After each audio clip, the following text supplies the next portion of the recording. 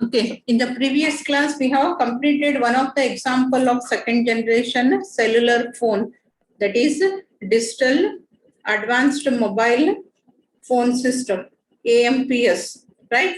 So at digital AMPS na complete ಮಾಡಿವೆ ಅದರ features, so how the communication will be done. ಯಾವ band ನಾಗ communication ಆಗ್ತೈತಿ, transmission ಅನ್ನ ಯಾವ ರೀತಿ ಮಾಡ್ತೀವಿ, ಯಾವ ಟೆಕ್ನಿಕ್ಸ್ ಅನ್ನ ಡಿಜಿಟಲ್ ಟು ಅನಲಾಗ್ ಕನ್ವರ್ಷನ್ ಗೆ ಯೂಸ್ ಮಾಡ್ತೀವಿ ಅಂತ ಹೇಳಿ, ರೈಟ್? ಸೊ ಸೆಕೆಂಡ್ ಜನರೇಷನ್ ಇನ್ನೊಂದು example that is GSM, right? So that we are going to study in the today's class.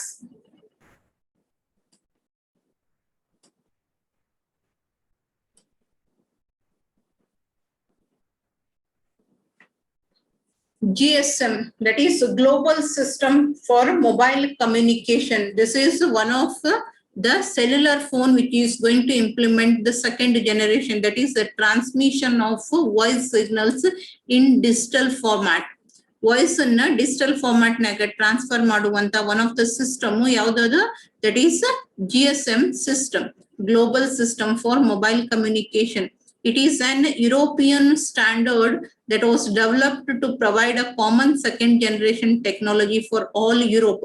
Throughout the Europe, ಪೂರ್ತಿ ಯುರೋಪ್ ಅನ್ನ ಕವರ್ ಮಾಡ್ಕೊಂಡು second generation features ಏನದವಲ್ಲ ಅದನ್ನ provide ಮಾಡೋ ಸಲುವಾಗಿ ಅಂತ ಹೇಳಿ ಡೆವಲಪ್ ಮಾಡಿರುವಂತ standard, that is called as GSM standard. The aim was to replace number of incompatible first generation technologies. ಬೇರೆ ಬೇರೆ ಫಸ್ಟ್ ಜನರೇಷನ್ ಸಿಸ್ಟಮ್ಸ್ ರನ್ ಆಗ್ಲಿಕ್ಕತ್ತಿದ್ದು ಯುರೋಪ್ ಒಳಗ. ಒಂದು ಸಿಸ್ಟಮ್ ಇನ್ನೊಂದು ಸಿಸ್ಟಮ್ ಜೊತೆ ಕೂಡ್ಕೊಂಡು ಕಾಂಪ್ಯಾಟಬಲ್ ಆಗಿ ಒಂದು ಸಿಸ್ಟಮ್ ಇನ್ನೊಂದು ಸಿಸ್ಟಮ್ ಜೊತೆ ಅಡ್ಜಸ್ಟ್ ಆಗಿ ವರ್ಕ್ ಮಾಡ್ಲಿಕ್ಕೆ ಪಾಸಿಬಲ್ ಇರ್ಲಿಲ್ಲ. ಸೊ ಫಾರ್ ದ್ಯಾಟ್ ರೀಸನ್ ಆ ರೀತಿಯಾದಂತ ಇನ್ಕಾಂಪ್ಯಾಟಬಿಲಿಟೀಸ್ ಅನ್ನ ತೆಗೆದು ಹಾಕಿ ಒಂದು ಕಾಮನ್ ಆದಂತ ಸ್ಟ್ಯಾಂಡರ್ಡ್ ಅನ್ನ ಸೆಟ್ ಮಾಡ್ಬೇಕು ಅಂತ ಹೇಳಿ ಈ GSM ಅನ್ನ ಡೆವಲಪ್ ಮಾಡಿದ್ರು, ಆ GSM ಅನ್ನ ಇಂಪ್ಲಿಮೆಂಟ್ ಮಾಡಿದ್ರು. ಸೊ ಯಾವ ಬ್ಯಾಂಡ್, ಯಾವ ಪರ್ಟಿಕ್ಯುಲರ್ ಫ್ರೀಕ್ವೆನ್ಸಿ ಬ್ಯಾಂಡ್ ಒಳಗ್ ವರ್ಕ್ ಆಗ್ತೈತಿ, ಯಾವ ರೀತಿಯಾಗಿ ಆ ಫ್ರೀಕ್ವೆನ್ಸಿನ ಡಿವೈಡ್ ಮಾಡ್ಯಾರ ಅನ್ನೋದನ್ನ ಸ್ಟಡಿ ಮಾಡೋಣ ಅಂತ. ನಾವೀಗ ಆಲ್ರೆಡಿ ಸ್ಟಡಿ ಮಾಡಿರುವಂತ ಎರಡು ಟೆಕ್ನಿಕ್ಸ್ ಒಳಗ either it is AMPS or it is DAMPS ಯಾವ ಪರ್ಟಿಕ್ಯುಲರ್ ಬ್ಯಾಂಡ್ ಒಳಗ್ ವರ್ಕ್ ಆಗ್ತೈತಿ ಅನ್ನೋದನ್ನ ಸ್ಟಡಿ ಮಾಡಿದ್ವಿ. It used the frequency band which is in the range of 834 ಇಂದ 869, ಆಮೇಲೆ 869 ಇಂದ 894 ರೇಂಜ್ ಒಳಗ ವರ್ಕ್ ಆಗ್ತಿತ್ತು. ಸೊ ಆ ರೀತಿಯಾಗಿ GSM ಯಾವ ಬ್ಯಾಂಡ್ ಒಳಗ ವರ್ಕ್ ಆಗ್ತೈತಿ ಅನ್ನೋದನ್ನ ಸ್ಟಡಿ ಮಾಡ್ಬೇಕು. ಇನ್ನ ಜಾಯಿನ್ ಆಗ್ತಾರೆ.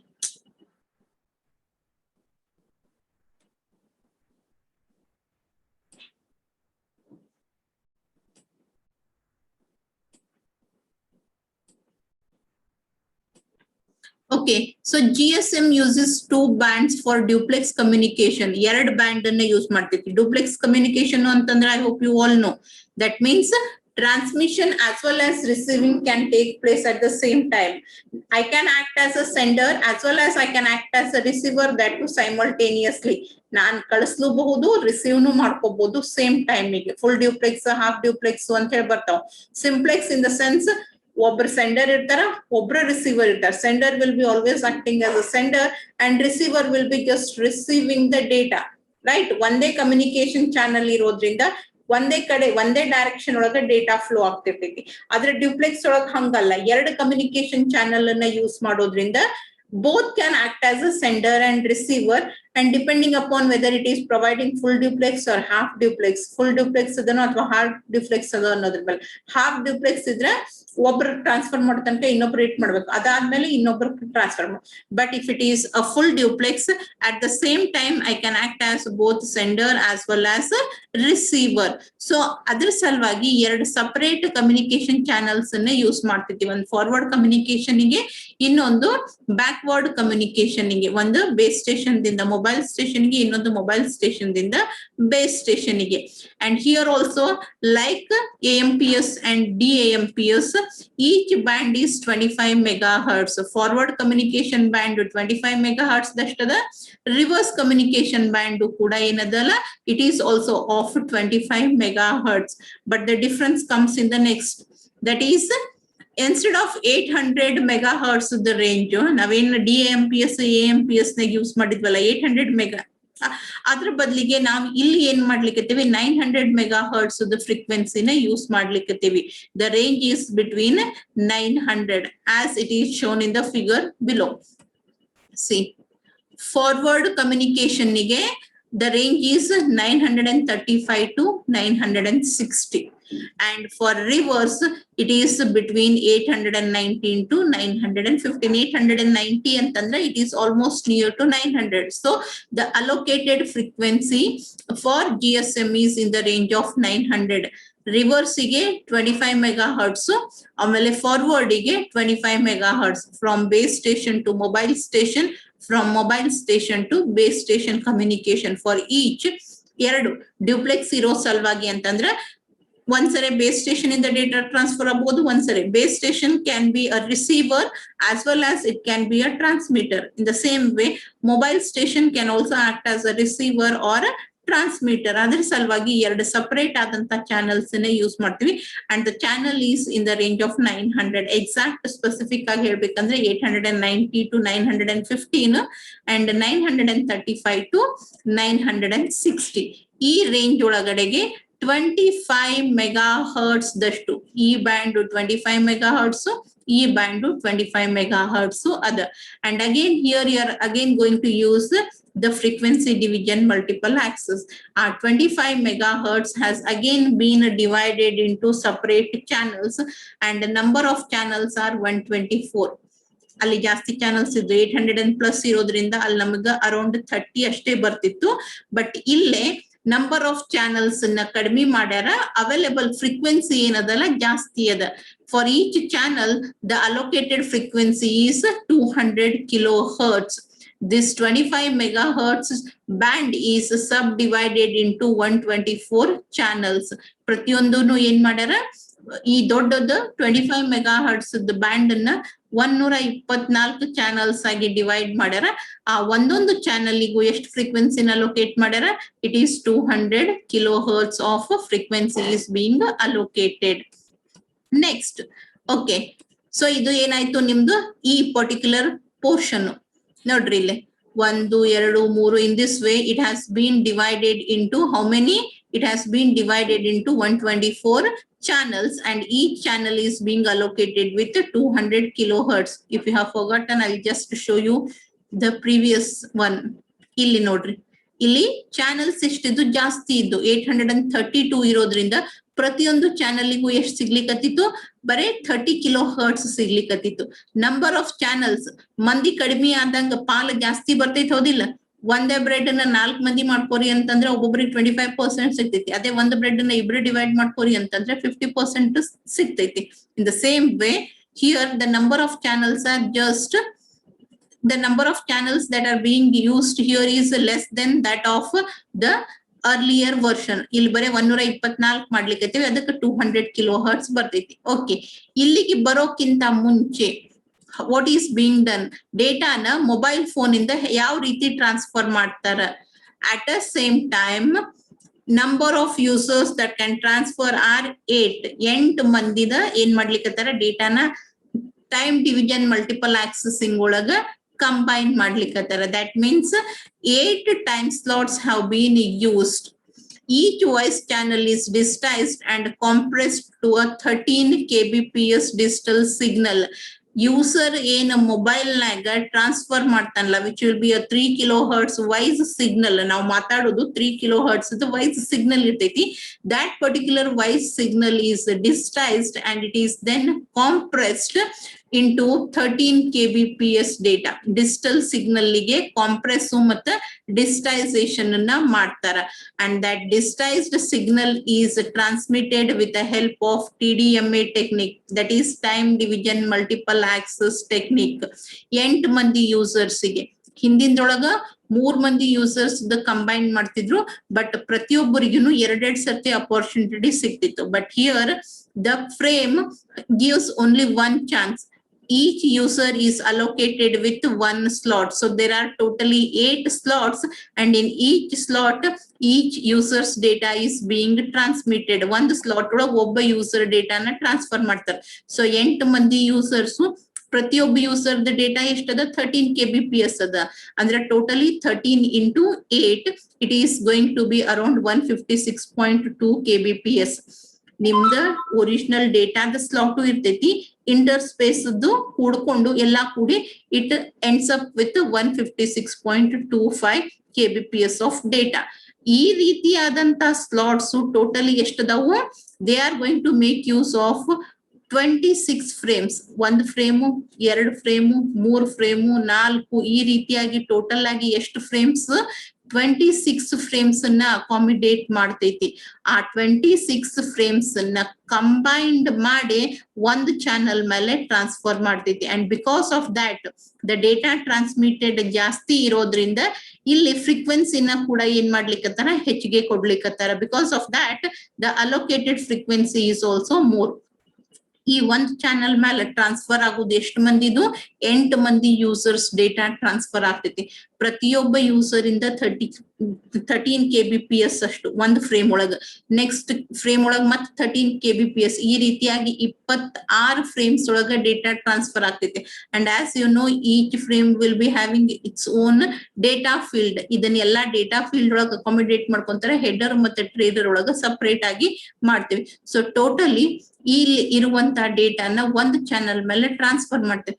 And before transmitting again it is being modulated using the specialized sequencing which is only available in the European countries. E particular scheme which is used for digitization, which is a version of frequency shift keying. ಇಲ್ಲಿ ನೀವೇನ್ GMSK ಅಂತ use ಮಾಡ್ಲಿಕ್ಕತ್ತಿಲ್ಲ, that is used for GPS. Global positioning ಗೆ use ಮಾಡುವಂತದ್ದು. And it is the form of FSK, that is phase shift keying which is used in European countries. European system ಒಳಗ use ಮಾಡುವಂತ phase shift keying version which makes use of GMSK technique to compress the data into 200 kilohertz. ತನಗೇನ್ allocate ಮಾಡಿರಲ್ಲ ಆ particular band ಒಳಗ transfer ಮಾಡೋ ಸಲುವಾಗಿ convert ಮಾಡ್ತೀವಿ. In this way, the data will be transmitted and reuse factor here is 3.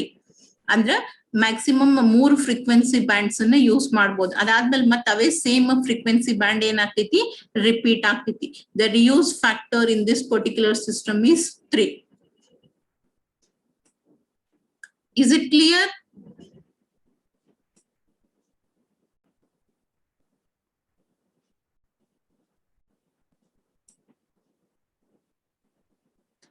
ತಿಳಿತೋ ಅಥವಾ ಇಲ್ವೋ?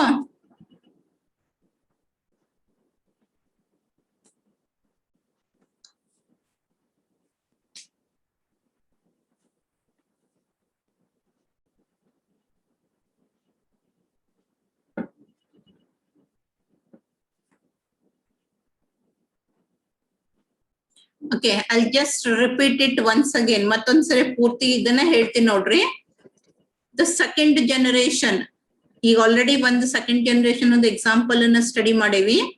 European countries ಒಳಗಡೆಗೆ ಫಸ್ಟ್ ಜನರೇಷನ್ ಬಹಳಷ್ಟು ಸಿಸ್ಟಮ್ಸ್ ಎಕ್ಸಿಸ್ಟ್ ಆಗ್ತಿದ್ವು. There was not a single system, there were many systems which proposed the first generation cellular phone. ಅವ್ರ ನಡುವ ಒಂದು ಇನ್ನೊಂದಕ್ಕೆ ಕಾಂಪ್ಯಾಟಿಬಲ್ ಇರ್ಲಿಲ್ಲ, ಒಂದು ಇನ್ನೊಂದ್ರ ಜೊತೆ ಕೂಡಿ ವರ್ಕ್ ಮಾಡೋ ಕೆಪಾಸಿಟಿ ಇರ್ಲಿಲ್ಲ. ಅದ್ರ ಸಲುವಾಗಿ ಆ ಡಿಸಿಮಿಲಾರಿಟಿನ ಎಲಿಮಿನೇಟ್ ಮಾಡಬೇಕು ಅಂತ ಹೇಳಿ what they thought is to develop a single system which can be used throughout the Europe. ಪೂರ್ತಿ ಯುರೋಪ್ ಒಳಗ ಯೂಸ್ ಮಾಡ್ಲಿಕ್ಕೆ ಒಂದೇ ಸೆಲ್ಯುಲರ್ ಟೆಲಿಫೋನ್ ಸಿಸ್ಟಮ್ ಅನ್ನ ಡೆವಲಪ್ ಮಾಡಬೇಕು. And which could provide the digital transmission ಅಂತ ಹೇಳಿ ವಿಚಾರ ಮಾಡಿ ಒಂದು ಹೊಸ ಸಿಸ್ಟಮ್ ಅನ್ನ ಪ್ರಪೋಸ್ ಮಾಡಿದ್ರು. That is GSM, global system for mobiles, right? So ಆ ರೀತಿಯಾದಂತಹ ಸಿಸ್ಟಮ್ ಏನ್ ಮಾಡ್ತೈತಿ? It is providing duplex communication. That means both the sides can act as a sender and a receiver. Duplex communication ಅನ್ನ provide ಮಾಡ್ಬೇಕು ಅಂತಂದ್ರೆ ನಮಗೆ 2 communication channels ಬೇಕಾಗ್ತಾವ. ಅದರ ಸಲುವಾಗಿ ಒಂದು ಫಾರ್ವರ್ಡ್, ಒಂದು ರಿವರ್ಸ್, ಅಂದ್ರೆ ಒಂದು ಬೇಸ್ ಸ್ಟೇಷನ್ ಇಂದ ಮೊಬೈಲ್ ಸ್ಟೇಷನ್ ಗೆ, ಒಂದು ಮೊಬೈಲ್ ಸ್ಟೇಷನ್ ಇಂದ ಬೇಸ್ ಸ್ಟೇಷನ್ ಗೆ ಕನೆಕ್ಟ್ ಮಾಡ್ಲಿಕ್ಕೆ ಅಂತೇಳಿ 2 ಬ್ಯಾಂಡ್ಸ್ ಅನ್ನ, 2 ಚಾನಲ್ಸ್ ಅನ್ನ ಇಂಪ್ಲಿಮೆಂಟ್ ಮಾಡಿದ್ರು. And each channel was of the capacity 25 megahertz. ಪ್ರತಿಯೊಂದು ಚಾನಲ್ಗೂ 25 ಮೆಗಾಹರ್ಟ್ಸ್ ದಷ್ಟು ಫ್ರೀಕ್ವೆನ್ಸಿನ ಅಲೋಕೇಟ್ ಮಾಡಿದ್ರು. And that frequency was in the range of 900 megahertz. 890ರಿಂದ 935, ಆಮೇಲೆ 965ರಿಂದ 990 ತನಕ ಆ ರೇಂಜ್ ಒಳಗಡೆಗೆ ಏನ್ ಮಾಡಿದ್ರು, ಫ್ರೀಕ್ವೆನ್ಸಿನ ಅಲೋಕೇಟ್ ಮಾಡಿದ್ರು. ಓಕೆ, 25 ಕಿಲೋ ಮೆಗಾ ಹರ್ಟ್ಸ್ ದಷ್ಟು ಫ್ರೀಕ್ವೆನ್ಸಿನ ಅಲೋಕೇಟ್ ಮಾಡಿವಿ. ಆ ಪೂರಾ ಫ್ರೀಕ್ವೆನ್ಸಿನ ಒಬ್ನೇ ಯೂಸ್ ಮಾಡ್ಕೋಬೇಕು ಅಥವಾ ಮಲ್ಟಿಪಲ್ ಯೂಸರ್ಸ್ ಶೇರ್ ಮಾಡ್ಕೋಬಹುದು. whether it is being allocated to a single, ಅಂದ್ರೆ ಒಂದ್ ಸರಿಗೆ ಒಬ್ರೇ ಯೂಸ್ ಮಾಡ್ಬೇಕು ಅಥವಾ ಬಹಳಷ್ಟು ಮಂದಿ ಯೂಸ್ ಮಾಡಬಹುದು. They implemented frequency division multiple accessing. That means the available 25 megahertz can be divided and each band can be given to separate users. ಒಬ್ನೇ ಬೇಡ, ಒಂದೇ ಟೈಮಿಗೆ ಒಬ್ಬನಿಗಿಂತ ಜಾಸ್ತಿ ಮಂದಿ ಯೂಸ್ ಮಾಡ್ಲಿ ಅನ್ನೋ ರೀಸನ್ಗೆ ಆ 25 ಮೆಗಾಹರ್ಟ್ಸ್ ಅನ್ನ ಏನ್ ಮಾಡಿದ್ರು, ಡಿವೈಡ್ ಮಾಡಿದ್ರು. It was divided into 200 kilohertz, and with that they divided the available frequency range among 242 channels. ನಾ 242 ಚಾನಲ್ಸ್ ಆಗಿ ಡಿವೈಡ್ ಮಾಡಿದ್ರು. ಈಚ್ ಚಾನಲ್ ಗೆ ಏನ್ ಮಾಡಿದ್ರು, they gave the frequency of 200 kilohertz. Okay, as we need to transfer the data in the digital format, ನಾವು ಕೊಡುವಂತ phone ಇಂದ ಏನು ಹೊರಗೆ ಬರ್ತಿದ್ಲ ಅದು ಡಿಜಿಟಲ್ ಇರಂಗಿಲ್ಲ, ವಾಯ್ಸ್ ಸಿಗ್ನಲ್ ಇರ್ತೈತಿ. That has to be converted into digital. Whatever we speak is in the range of 3 kilohertz range ಒಳಗೆ ಇರ್ತೈತಿ. ಅದನ್ನ ಡಿಜಿಟೈಸ್ಡ್ ಮಾಡಿ ಕಾಂಪ್ರೆಸ್ ಮಾಡಿ ಏನ್ ಮಾಡಿದ್ರು, 13 kbps ಗೆ ಕನ್ವರ್ಟ್ ಮಾಡಿದ್ರು. It was converted into 13 kbps. Okay, ಒಂದು ಚಾನಲ್ ಮೇಲೆ ಒಂದೇ ಯೂಸರ್ ಇಂದ ಟ್ರಾನ್ಸ್ಫರ್ ಮಾಡೋದು ಅಥವಾ multiple users, total 200 channels available ಅದಾವ. ಬಟ್ ಪ್ರತಿಯೊಂದು ಚಾನಲ್ ಮೇಲೆ ಒಬ್ಬ ಯೂಸರ್ ಡೇಟಾನ ಟ್ರಾನ್ಸ್ಫರ್ ಮಾಡೋದು ಮಲ್ಟಿಪಲ್ ಯೂಸರ್ಸ್. ಅಗೇನ್ ಯಾಕಂದ್ರೆ ಫೋನ್ ಯೂಸ್ ಮಾಡೋರು ಒಂದೇ ರೀಜನ್ ಒಳಗ ಬಹಳಷ್ಟು ಜನ ಇರ್ತಾರೆ. For that reason what they thought is at the same time more than one user's data can be transmitted on the communication channel. Again, available communication channel adala 200 kilohertz. ಆ 200 kilohertz ಒಳಗೆ ಒಬ್ಬಂದೇ data transfer ಮಾಡೋದು ಬೇಡ, ಬಹಳಷ್ಟು ಮಂದಿದು merge ಮಾಡಿ transfer ಮಾಡೋದು ಅಂತ decide ಮಾಡಿದ್ರು. ಬಹಳಷ್ಟು ಮಂದಿ ಅಂದ್ರೆ how many members? At the single time 8 members can transfer the data.